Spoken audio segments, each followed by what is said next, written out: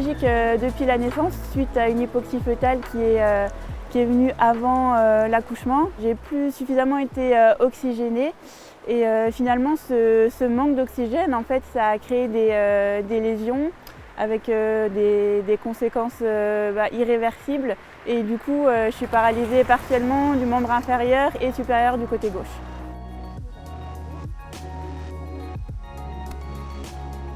Le sport il a une part importante dans ma vie parce que j'en fais depuis toute petite.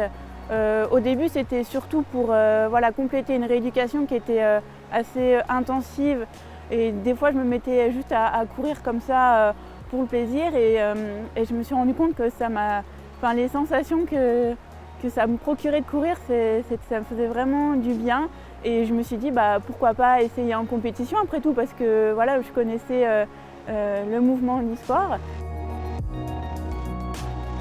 Le handicap, en fait, il a toujours fait partie de ma vie, donc en fait, il s'intègre automatiquement en fait, dans l'athlétisme. Alors des fois, c'est vrai qu'il faut s'adapter, il faut trouver des adaptations pour les entraînements, mais voilà, il s'intègre.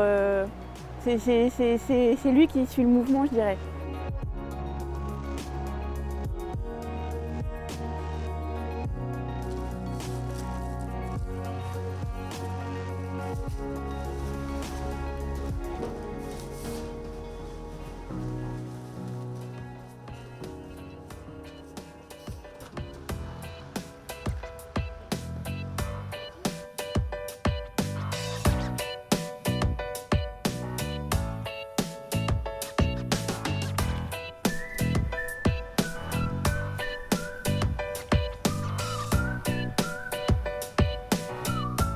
Tous les dimanches, quand il fait beau, je viens ici, je viens me mettre sur la plage et je pense à rien, je regarde le ciel, je regarde la mer. Et ouais, c'est très ressourçant.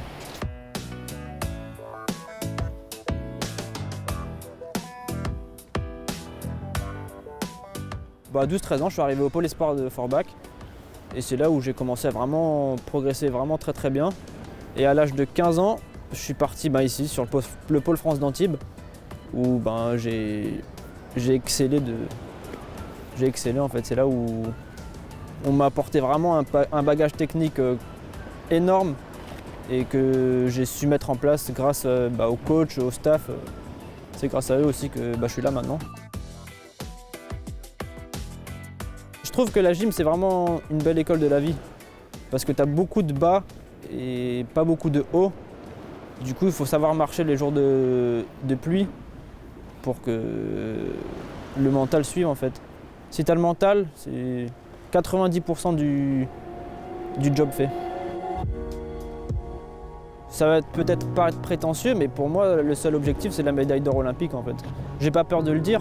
Je sais que j'en serai capable, j'en suis capable, il faut que je travaille vraiment dur, mais j'ai pas peur de le dire que l'objectif principal, c'est la médaille d'or olympique.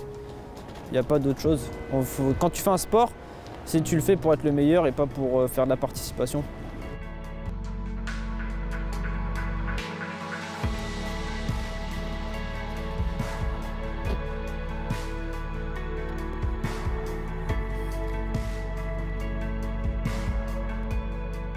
Heureusement, j'ai pu avoir la clé pour me permettre d'avoir accès au stade.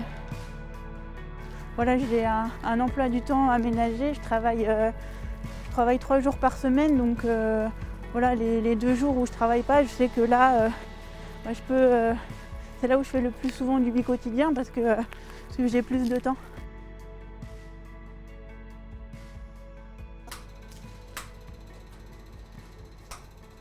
Voilà. On est parti. Voilà, on est parti.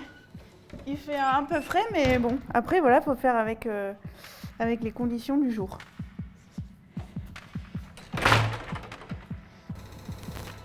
Bon, j'ai tout allumé.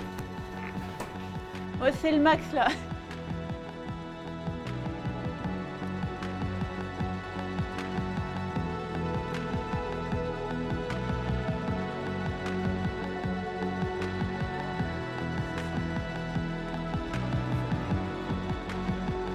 Le froid peut aussi être un élément qui peut perturber le bon fonctionnement on va dire de sa mobilité.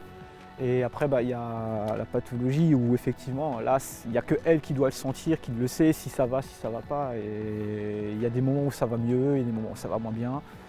Et il n'y a pas grand-chose à faire, hein. C'est les soins, la kiné.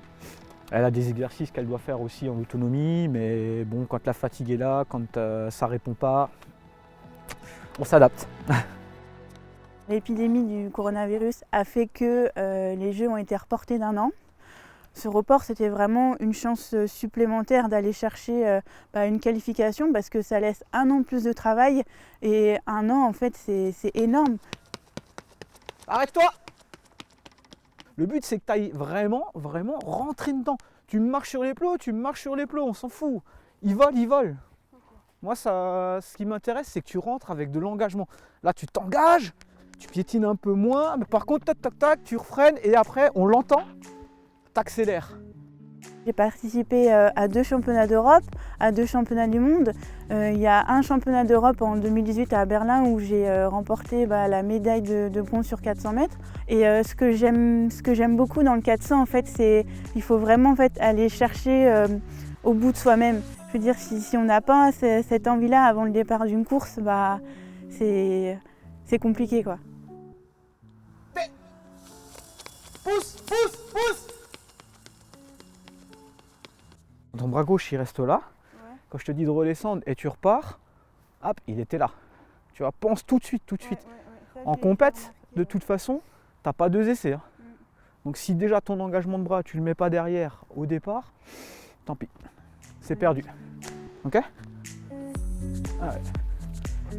Te refroidis pas, reste un peu active. Top, c'est parti, zone 5. Allez, go.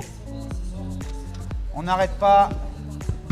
Loris, tu fléchis pas trop les jambes par rapport à ta rotule. Voilà, mets tes pieds derrière plus loin. Très bien. Allez.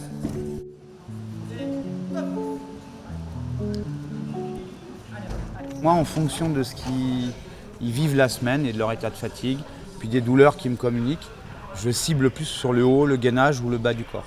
Voilà, ils ont tous un petit peu des courbatures et des petites tensions dans les jambes. Loris a des petites tensions dans le genou, voilà, une petite tendinite de rotule.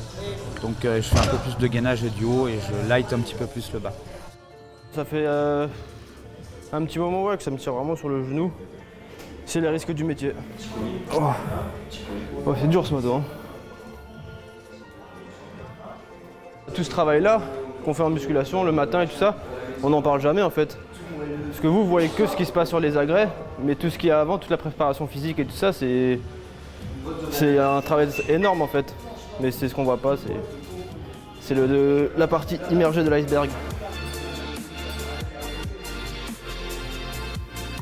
Tous nos muscles travaillent, il n'y en a pas un qui est au repos. Du coup, chaque petit exercice de musculation est important en fait. À chaque fois que je rentre dans la salle, je me dis je peux y ressortir sur un brancard quoi. Donc ça, oui, il faut faire attention. Et après, c'est comme tout sport, la blessure peut arriver à n'importe quel moment. Donc c'est sûr, on fait attention à ce qu'on fait, mais on n'est jamais à l'abri d'une blessure.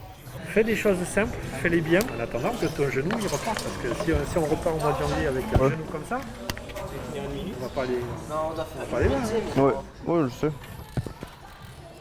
Oh. 95% souffrance, 5% plaisir. Et même quand tu souffres, après tu sens que tu progresses en fait, et c'est ça qui donne plaisir aussi. C'est tu sens la progression. C'est pas tu souffres pour souffrir, là tu souffres pour progresser. Du coup ça donne un petit plaisir aussi à le faire.